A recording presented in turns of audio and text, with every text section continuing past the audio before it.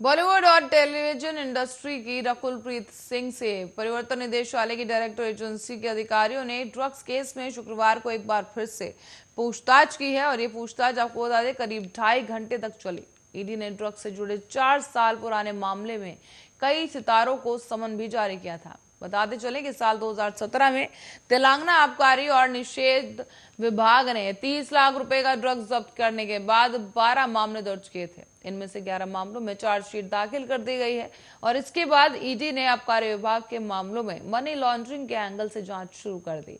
इस पूरे मामले में रकुल प्रीत राणा और राणा दग्गुभट्टी, तेजापुरी और जगन्नाथ और चरमामे कौर और कई अन्य ऐसे सितारे शामिल थे, जहां पर इनसे अलग अलग तारीखों पर पूछताछ के लिए तलब किया गया है। साथ ही आपको बता दें, इससे पहले रकुल को 6 सितंबर को ईडी के सामने पेश होने के लिए कहा गया था, लेकिन रकुल ने अधिकारियों से अनुरोध किया था कि या तो अपनी पूछताछ को टालने के लिए समय बदल दिया जाए या फिर उनके अनुरोध पर विचार करने के बाद ईडी के अधिकारियों ने उनसे पूछताछ टाल दी थी और उन्हें 3 सितंबर को ही उनके सामने पेश होने के लिए कहा गया।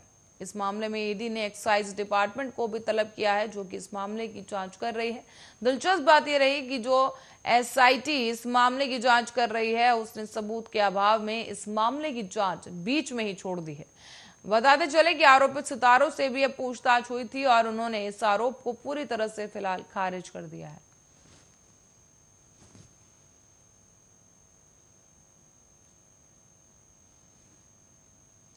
अब famous TV actor Siddharth Shukla का गुरुवार को दिल का दौरा पड़ने से निधन हो गया है। वो 40 साल के थे।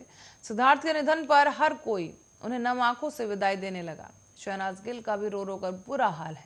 उनकी हालत बिल्कुल ठीक नहीं है। इसी बीच अब शहनाज के भाई शहबाज ने सिद्धार्थ को लेकर अपनी प्रतिक्रिया दी है। उनकी हालत बिल्कुल ठीक नहीं है। इसी बीच शहनाज के भाई ने सिद्धार्थ को लेकर अपनी प्रतिक्रिया देते हुए बताया कि सिद्धार्थ के अंतिम संस्कार के बाद शहबाज ने सोशल मीडिया पर एक पोस्ट लिखा है। उन्होंने कहा कि मेरा शेर, आप हमेशा मेरे साथ हैं और हमेशा मेरे साथ रहेंगे। आपकी तरह बनने की कोशिश करूंगा। ये अब मेरा सपना है और ये सपना जल्द ही पूरा होगा। मैं रेस्ट इन पीस नहीं कहूंगा क्योंकि मुझे पता है कि आप यहीं हो। Love you Siddharth Shukla. बता दें कि सिद्धार्थ की मौत के बाद से ही शहबाज अपनी बहन शहनाज को संभालने की कोशिश में लगे हैं। सिद्धार्थ की मौत के बाद वो बेहद दुखी हैं।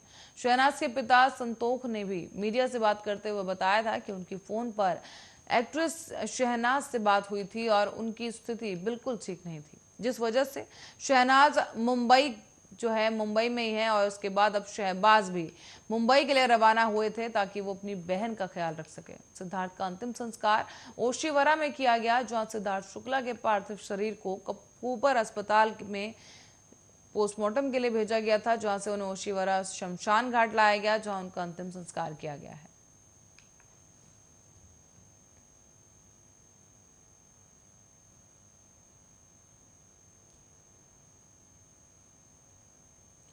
और अभी 2 दिन ही हुए हैं जब सिद्धार्थ शुक्ला की मौत की खबर ने देश को स्तब्ध कर दिया था।